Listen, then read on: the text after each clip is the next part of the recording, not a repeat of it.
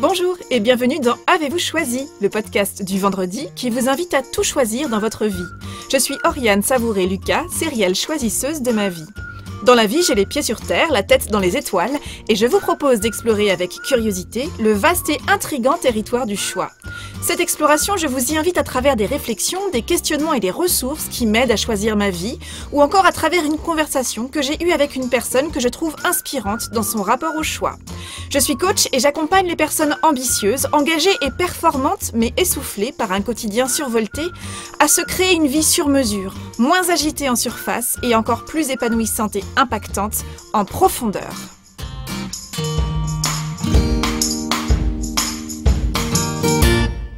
J'ai 7 ans, je suis en colonie de vacances pour un long stage de musique en Italie. Le groupe d'enfants que nous sommes est hébergé dans des chambres de 4. Pour se sentir un peu plus comme à la maison, certaines chambrées ont personnalisé la porte de leur chambre avec un dessin ou un message. Un jour, j'aperçois sur la porte de l'une des chambres un message écrit à la main par un autre enfant. « Surtout, ne retourne pas cette feuille. » Bien évidemment intriguée, je m'approche de la porte, je regarde à droite, je regarde à gauche pour être sûre de ne pas être vue, et quand je suis certaine que la voie est libre, hop, je retourne la feuille. Sur le verso de cette feuille est écrit « La curiosité est un vilain défaut », phrase suivie d'une longue série de points d'exclamation. Je lâche la feuille aussi vite que je l'ai saisie.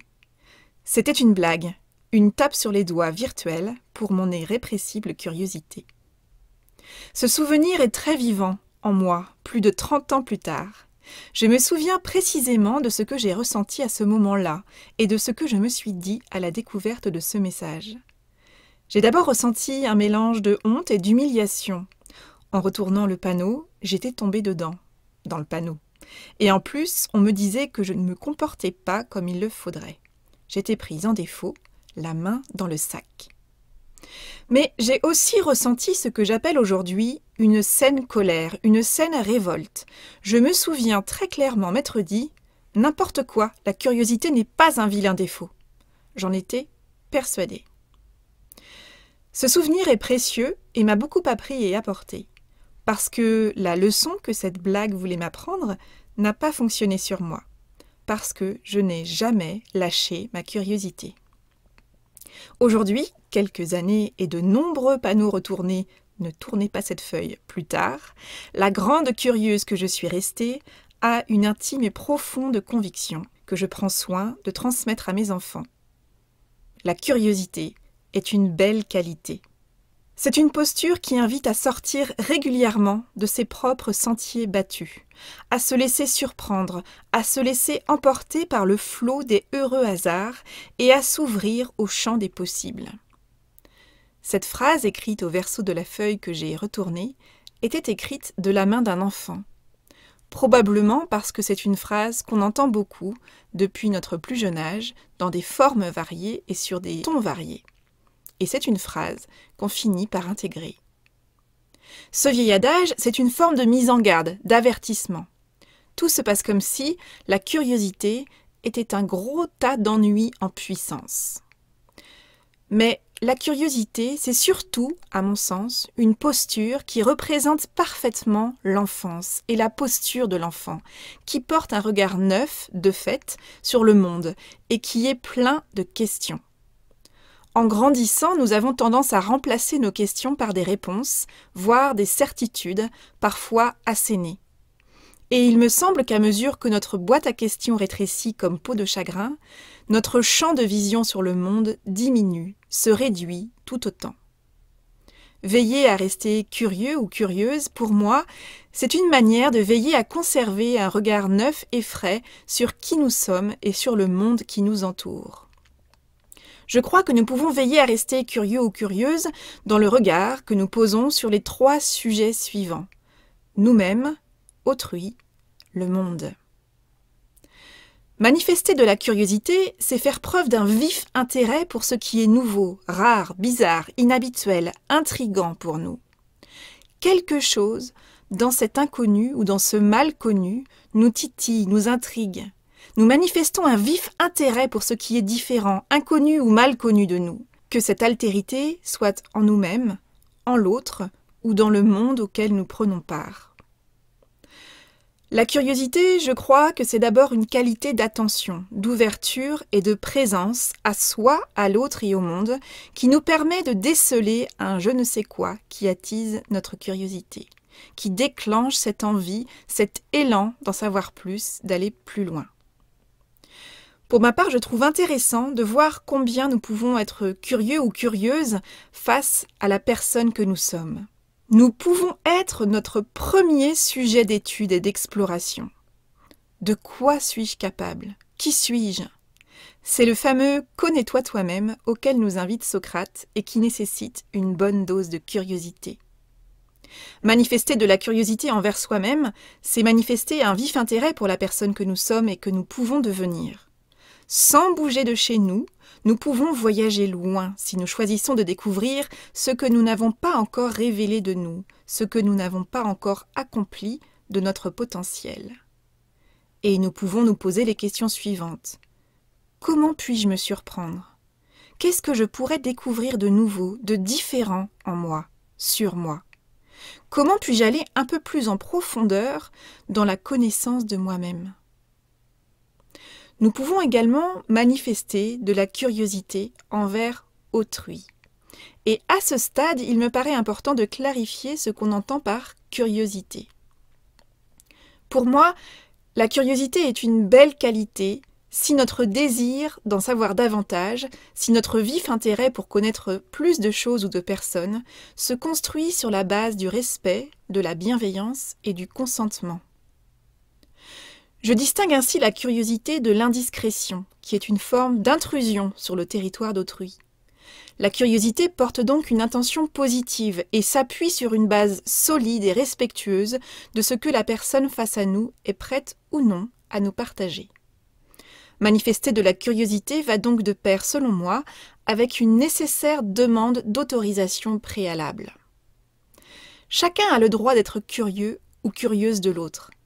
La personne qui suscite notre curiosité et avec laquelle nous aimerions tant échanger a également, de son côté, le droit de ne pas être d'accord de partager avec nous qui elle est, et elle est en droit de ne pas assouvir notre curiosité.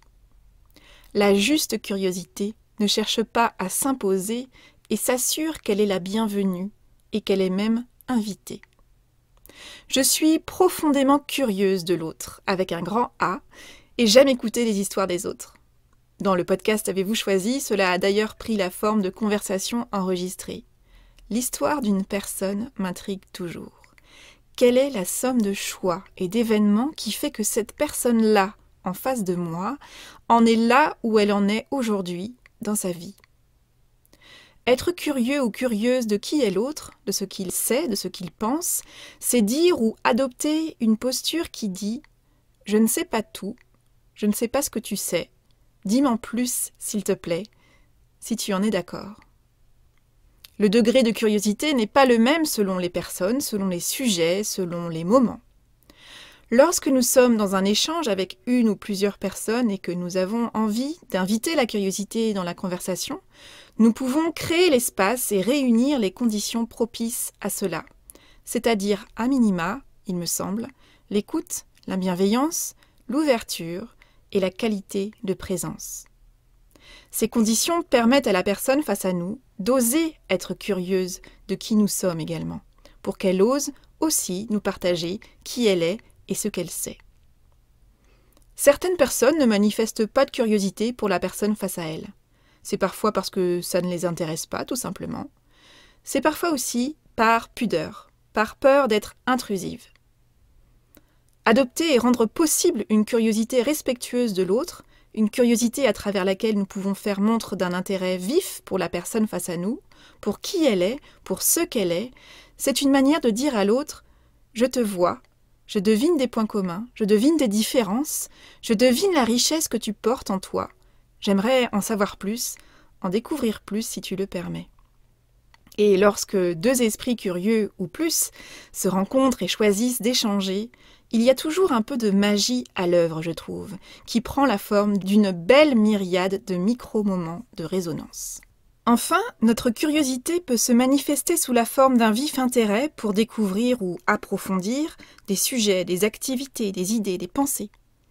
Notre curiosité nous invite à enlever régulièrement nos œillères et à prendre conscience des biais à travers lesquels nous expérimentons le monde.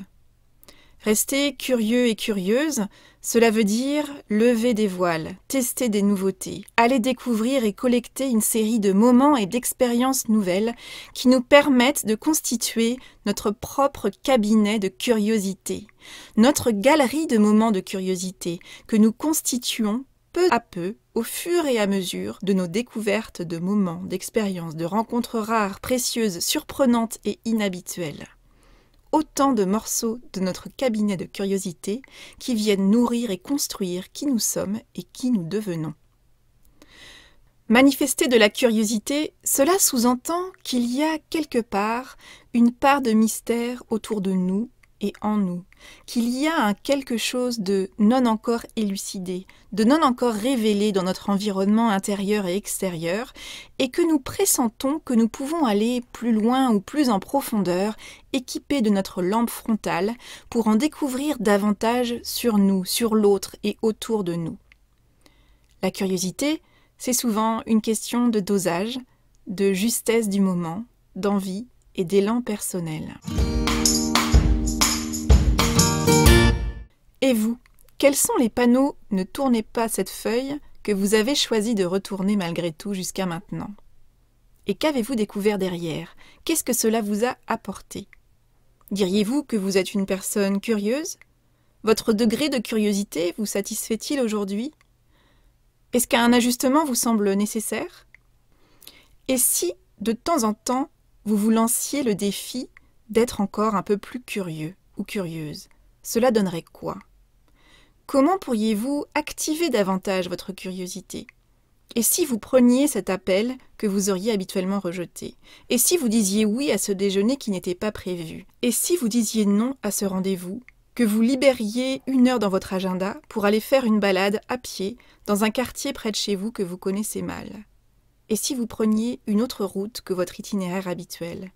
Et si vous testiez de remplacer parfois un « non merci » automatique par un « et pourquoi pas ?» Alors, quoi d'autre est possible aujourd'hui pour vous? Qu'avez-vous envie de tester? Et vous commencez par quoi? À vos marques, prêts, curiosité. Si vous manifestez de plus en plus de curiosité à mieux vous connaître pour mieux prendre votre juste place dans votre monde, sachez que j'accompagne un petit nombre de personnes en coaching individuel. J'accompagne notamment des personnes ambitieuses et engagées qui réussissent dans la vie et qui en sont à un stade de leur vie où elles ont surtout très à cœur de réussir leur vie. Je les accompagne donc à remettre du bon sens dans leur vie pour remettre en profondeur leur vie dans le bon sens, c'est-à-dire dans le sens qui leur convient. Si vous êtes curieux ou curieuse de savoir si l'aventure du coaching est faite pour vous, je vous invite à me contacter via le formulaire de mon site web afin que nous puissions convenir d'une conversation de 30 minutes offerte afin d'identifier si nous pourrions travailler ensemble.